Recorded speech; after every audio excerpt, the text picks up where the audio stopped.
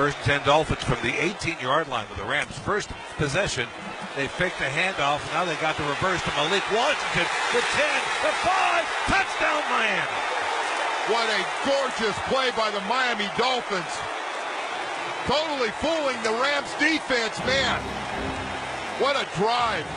What an opening drive for the Dolphins. It was a great opening drive for the Dolphins, a great play. Not maybe a great night, but that was WBGC. Jimmy Cephalo, Joe Rose in Miami. Malik Washington getting it done. Just 3 minutes into the game, we have a touchdown. We think it's going back and forth. Doesn't end up being that type of game. The Dolphins win in Los Angeles, 23-15. I am here at the Chris Wesseling podcast studio. We just raced upstairs. Maybe not race.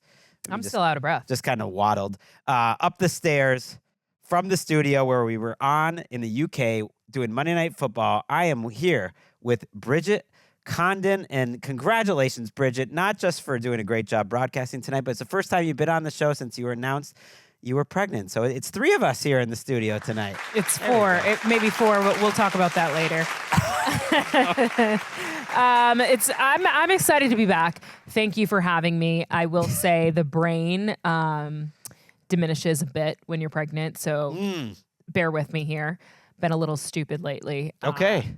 But yeah, I mean, this game could also be similar to that. Let's not just, that it's good. We're setting low expectations early, and then we jump over them. Because I agree. We don't need to put lipstick on a pig for every game and say every game is a beautiful baby. This was not.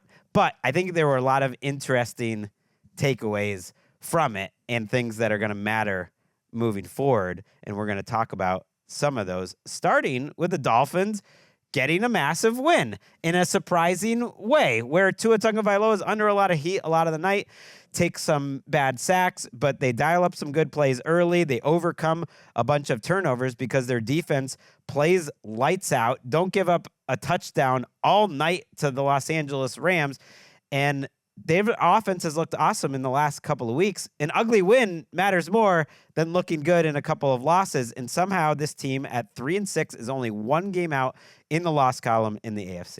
Look, coming into tonight's game, these were 2 teams going in completely different directions. You have the Rams since their Week 6 bye that had won 3 in a row. You have the Dolphins since their bye that had lost 3 in a row. And, we thought after that first drive it was going to be a high-scoring game. Of course, it did not end up to be that, but the Dolphins still found a way to win. Tyreek Hill scored a first touchdown since Week 1. This was not a pretty game by either team, but somehow they found a way to win. And when you look at them at 3-6, the fact that they are still in the hunt, and then we can get into their schedule later, but there's a real possibility that we could be talking about a Dolphins team sneaking into the playoffs. Well, at least playing meaningful games as late as Thanksgiving is just 3 weeks away. But could they win the next couple of games against the Patriots and the Raiders? Hell, let's talk the schedule now. Why not? And get to 5-6 heading into that Thanksgiving game against the Packers. Make that game much more interesting. By the way, I don't know if you've peeked at the Thanksgiving slate. It's not great. We got the Bears on Thanksgiving. We got the Cowboys on Thanksgiving. Those games don't look as good. But Dolphins, Packers, I think could look better. And I think the Dolphins have a real chance because when you look at their team tonight, it helps explain why.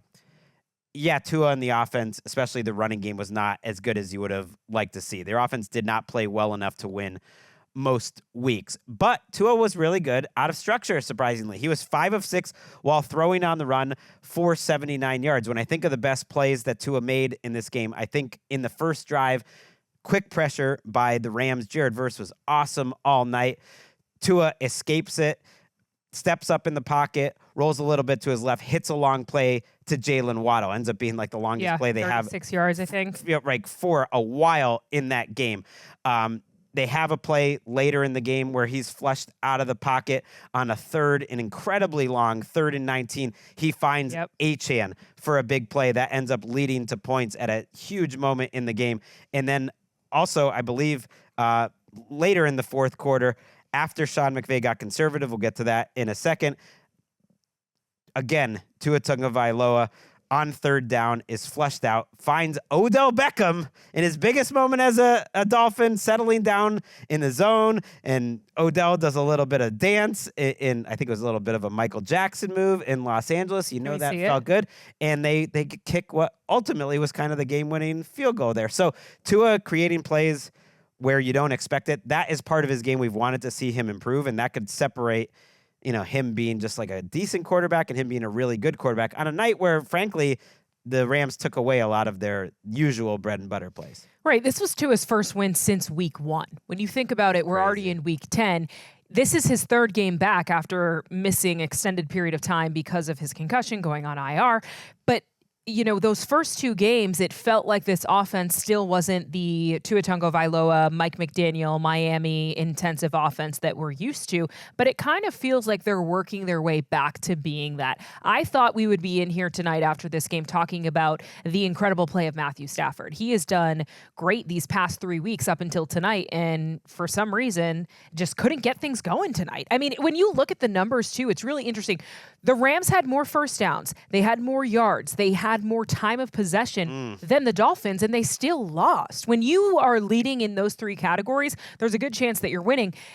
Interesting, too, I'd love to hear what Matthew Stafford and the Rams players say about the offensive line, because they have 2 key members back. You feel like this has got to be his best game. Well, no, he's sacked 4 times. Yeah. They had 3 fumbles. There was a couple of bad snaps. He threw an interception. They finished the game with 6 penalties. It just felt like from the first drive, the Dolphins' first drive, it felt like the Rams were not ready to play. Sean McVay just got off the podium and said that, this Rams offense has been inconsistent. That's how he summarized it after this game, and it's true. It's true.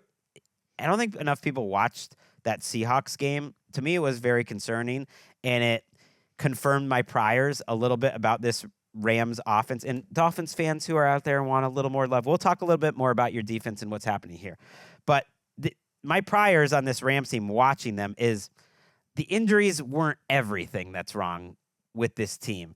That sometimes, like last week, he was protected pretty well, and their defense was carrying them in that game. Their offense played a D game. Stafford, I think, has had his worst season in a long time. Like, I don't think Stafford is playing at the level that he's played since he got to Los Angeles. And you can say it's the offensive line, you can say it's Puka and Cooper Kupp, but tonight and in the last few weeks, like, I think he has been more up and down and made more bad decisions, even when he is protected, than usual, and missed more throws. Not that he's been bad, but that he hasn't been like top 12 level. Okay, I want to disagree with you there, because there are still moments this season where I'm like, damn, Matthew Stafford is one of the best quarterbacks in the NFL. We're not talking about him enough. I think there are a lot of factors that go into what you're talking about, and I think one of them you kind of alluded to earlier is the play calling. And some of these, why are we running on third down? What were they on third down? I believe they were 3 for 12 on third down. And some of it was because of the decision making. And it does that fall fully on Matthew Stafford? No, it's I think it's what you're saying is absolutely fair, because he does more cool things on a weekly basis than almost any quarterback. It's the reason he's still been on QB Island, although Jordan Rodriguez, our friend, who will be on our show going up tomorrow on Wednesday, doing some awards, she saw the passive-aggressive tweet I had where I put that it's okay, we can admit that this is Matthew Stafford's worst season in a long time, and she was like, I'm giving up the fight on Stafford for QB Island, because she knows I wanted Stafford off QB Island last time around. And he's still doing all that cool stuff, but I just think on a play-to-play basis, if you look at his decisions, shout out to Eric Roberts behind the glass, by the way. He's solo tonight, so he's running from his computer to like the soundboard, and when I call for a sound, he has to get up and run. So for him to make that happen, just an outstanding performance. Way more calm under pressure tonight than Matthew Stafford, or especially Sean McVay. Like, we'll get to McVay. But I think the decision-making, sometimes holding the ball, sometimes forcing it, sometimes getting away with bad decisions, sometimes just missing throws.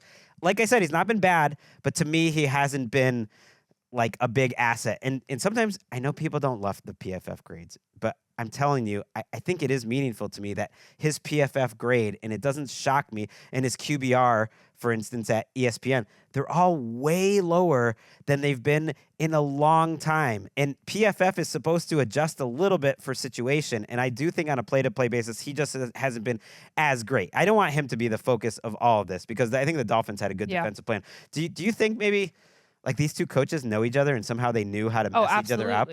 I mean, you saw it feels like Sean McVay kind of got a little like off his I don't know, like that first drive of the game, he kind of got like dumped with cold water because it was like, oh, that was a shock.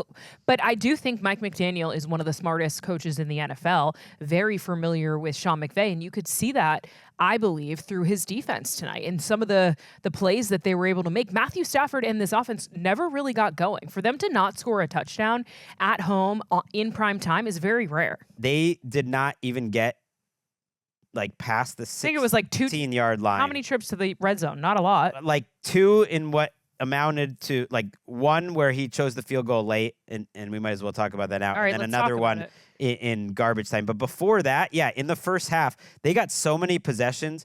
They had 7 possessions in the first half. They only got inside the red zone 1 time. In their first 6 drives, they had a total of 3 first downs and 2 turnovers. That alone, like a lot of times the game is over by that point. The Dolphins should have had like a 20-3 lead, but the Rams defense was balling out so much. They deserve credit for keeping them in there. But yes, that decision late in the game, the Dolphins get down to the Miami 4-yard line. Was their last line of scrimmage. The Rams get down to the Dolphins 4-yard line with 6:31 left in the game. Stafford missed Kyren Williams kind of coming open on the 3rd down, even though pressure wasn't there. Those are the types of plays I'm talking about. Like, yeah, I give you that. Yep, that was a weird play. Kyren was wide open.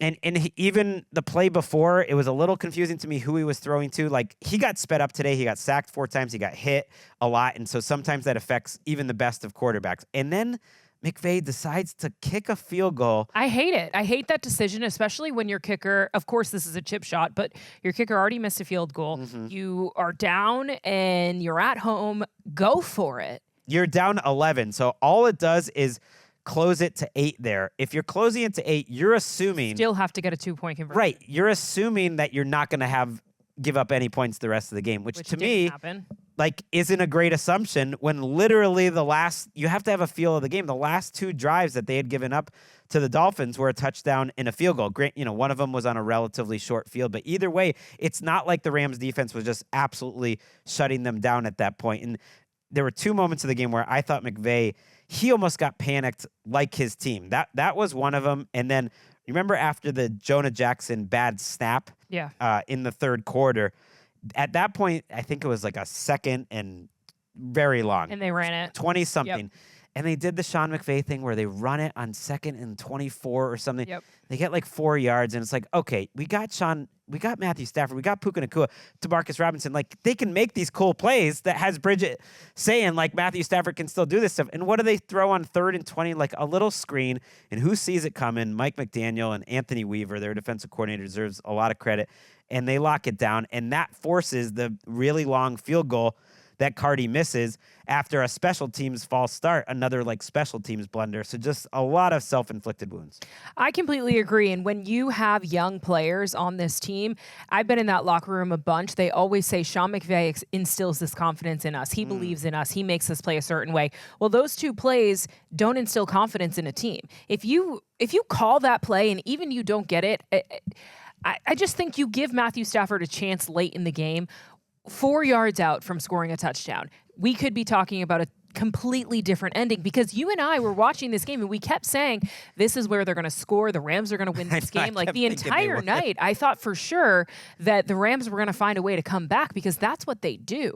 But for whatever reason, it's very untypical of Sean McVay. Yeah, even you could tell he was a little bit on tilt because even that last drive, when it's essentially garbage time and you're trying to get the touchdown and then hit the onside kick, they were making bizarre decisions. They were running on 3rd and 1, not taking timeouts when you would have expected to, keeping their timeout, and then they kick a field goal on 3rd and 10 with like 42 seconds left. This is like picking nits, but it just shows a coach that maybe isn't thinking totally clearly. Now, that said, the Dolphins kind of put them in that position. Let's give some shout-outs here. All right. Pick a Dolphins defensive player. Calais Campbell. Okay, I'm going to say it. What he, I think it was the tipped pass, right, that helped lead to the interception. Couple of them, yeah, but that was one of them. How many sacks did he have? One, but he helped with the Chop Robinson one had another sack, hurry. Right? Yep. I mean, he was just fun to watch tonight. He was all over this Rams offense. He's a player that has completely elevated this Dolphins defense, and we talked about it, like, pay this man because he's a difference maker. I love it. He shows up every year as like a 1-year contract, like hired gun, and he always ends up being one of the best players on the team. People thought like they might trade him. Like, you can't trade him. He's one of their best defensive players. I think it was a big deal for them to have Zach Sealer and him together. Sealer is one of their best players too on the defensive line. Chop Robinson made a couple plays in this game, a great sack early. I think the Rams were on tilt partly because they had big negative plays. The first play of the game on offense, Zach Sealer hit him for like a 10-yard loss on a pass completion. Chop Robinson beats Joe Noteboom early, a really nice sack, and Robinson's been coming on a little bit. When you look at this Dolphins team, the reason why I think they have a chance, offense travels, and this wasn't a great performance, but they played much better the previous 2 weeks. Just happens to be in losses, but they played much better the previous 2 weeks against the Cardinals and the Bills on offense. And then when you look at their defense, like, I didn't expect their defense to be this bad. When you look at the efficiency metrics like DVOA, they're towards the bottom because they have players. Jalen Ramsey, he's been a little up and down this year. Kendall Fuller left this game with a concussion. That's concerning, but he's a good player. I think they have a new coaching staff on defense. Maybe the defense comes together and the offense carries them, and they're at least like in the mix. You can see it in a way that the rest of these 2 and 3 win teams coming into tonight, I can't really see it with basically all the rest of those teams. When we're talking about 2 and 6 teams, I mean, the Jets are 3 and 7. The Patriots are 3 and 7. In the AFC East, it doesn't feel like the Dolphins should be in that category, but they're right around the same. And I agree to your point. They have the pieces, and it'll be interesting. Is this the game that come December we're talking about that completely turns their season around? It could. It's funny because I'm kind of talking about both sides of my mouth because I believe that they are better than all of those teams. Do I really think they're going to make the playoffs? No. Like, I think the Broncos and the Bengals are better bets to make it. I also feel Tua is a great quarterback, and like some of the things he does, if he's healthy, good. I'm going to give him good because he's still taking some bad sacks in this game, like where he just held on to the ball. It looks like he was playing like he didn't just have a concussion on that block. I was worried for him, yes, on one of the. That was an interception return. And tried to, And he lowered his head to try to make a tackle. I held my breath. And I don't think they even checked him for that. And he started making some bad plays. I couldn't have been the only one who was thinking afterwards, like, I hope this man is okay. Yeah, on a night where Waddle only ends up with 57 yards, Tyreek Hill, who tells Lisa Salters before the game that he had torn ligaments in his wrist and that it was aggravated by his arrest when he was put on the ground there, which is just a crazy story. And he's been out of practice. He was a game time decision for this game and 3 catches for 16 yards. Just a lot going on with this Dolphins team, but they're getting great play out of their left tackle, Teron Armstead. I think their offensive line had a pretty disappointing night overall and that the Rams won that battle. The Rams now at 4 and 5. And yes, Odell. Welcome back. With a nice moment. You know, just because we spent so much time in the offseason talking about Odell Beckham, you know, our regular listener, Nick Wright, got on me for just always talking about Odell. It was for moments like this, a moment that turned a season around. An empty backfield, trips to the left, back to throw Tua, looking, rolling to his left, rolling, throws it, and it's caught by Beckham, and he's got the first down, I think. Yeah, he does. He had it by a bunch. The dance moves. That was huge. That was a really great play by Tua, by the way, rolling out. Like, he was under a lot of pressure like he was all night. He had moments of looking good. Yes. Tonight, for sure. If he doesn't make that play, the Rams are getting the ball back, although the way the Rams offense played tonight, they probably would have just gone down and kicked a field goal. Kicked on 3rd down. So there you have it. Odell Beckham actually making it happen. River Craycraft returned for this game. I just thought Dolphins fans were happy about that. Made a nice block. They're just getting people back. I know I'm getting to the bottom of the notes when I get to the River Craycraft of it all. I mean, look, you have the Raiders, you have the Patriots. Mm-hmm. Let's see what we can make of this season. How about the Rams here? 4-5, really disappointing loss.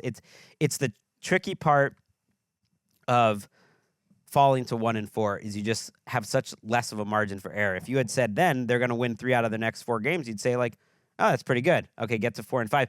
But having won the 3 straight, it's really disappointing. They have the Patriots next week in Which New is England. actually a really fascinating game after Drake May and the Patriots just come off a win against the Bears. Yes. Which is interesting because now Drake May, I don't know, people are buying into him. It wasn't Drake May sacked 9 times. It was Caleb Williams. It's an interesting game. Absolutely. I don't think the Rams are good enough right now to just assume they're going to win any game. They have to go across the country on a short week. So that's not easy. They're certainly the favorites in that game. But I just think like you said with McVay after the game saying they haven't been consistent. He's worried. I think that Seahawks game was just a little bit of a worry because if you think about what they've done since the bye week, that Raiders game, they were awful on offense. Their defense carried them. Now, granted, they didn't have Puka Nacua back, and so you're thinking, okay, we're not totally back there. But it was a really bad offensive performance. Then you have the one Thursday night game, and you think everything's fine. We're solved. It's good. You get the offensive lineman back tonight, but when you really look at it, the last 2 weeks, they were pretty just not right on offense. And maybe it's working out the kinks. It's like they're in their preseason getting these guys back in the mix, but they don't have much time to waste. 4-5 in the NFC is not the same as the AFC. It is going to be very difficult for them to get a wild card in the NFC. So it's probably division or bust for these NFC West teams who play each other a lot down the stretch.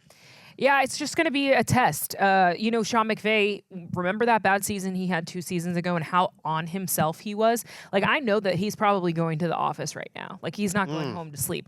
I saw him a little bit in his press conference. You could just tell he's pissed off. And you go on Twitter right now, everybody's talking about Sean McVay and his coach. Well, hopefully he's not. Well, hopefully maybe he gets a peep of it and he's in the lounge studying tonight because there were a couple questionable decisions that were made tonight. And you now have a chance to either fall into another trap against the Patriots on Sunday in New England, or you get a win, then you host the Eagles, which is not going to be an easy game, but then you're at the Saints. So you could win 2 out of the next 3. Absolutely, but you got the Bills still on the schedule. You got the 49ers. You finish with Jets, Cardinals, Seahawks. You could win. Those are winnable. The Niners, they always play close. It's a normal schedule. I wouldn't say it's overly hard or difficult, but they are right there in the middle of the NFL. Find some consistency. Figure out why it's been inconsistent. Get back to the drawing board. It's a long season, and I don't think Sean McVay is going to be easy on himself, but he, at his very core, he's sneaky conservative. Him and Kyle Shanahan have that in terms of their play calling and in terms of their game management. There is a core conservatism, which is surprising to me. Jordan, our friend, I think said it well. The thing about this Rams offense is there will be a lot of simple, seemingly avoidable things that go wrong. And then all of a sudden, they'll do the most difficult thing imaginable and make it look effortless. That really sums it up. They do the hard things well, and sometimes they don't do the easy things. The running game not working tonight, but the Dolphins defense deserves a ton of credit, and I know Tua Tagovailoa has to be thrilled. His first win in the starting lineup since week 1. They have a little life in this Dolphins season. We're going to listen to Tua Tagovailoa, and then we're going to take a break. Felt good, brother. Felt good. And I think it's, a testament to the character of this team. We've come a long way through however many losses in a row. The resilience of this team with the external noise, everyone counting us out. Hopefully this is an opportunity for us to not waste. Hopefully we can go on a run with this win and find our rhythm towards the back end of the season now.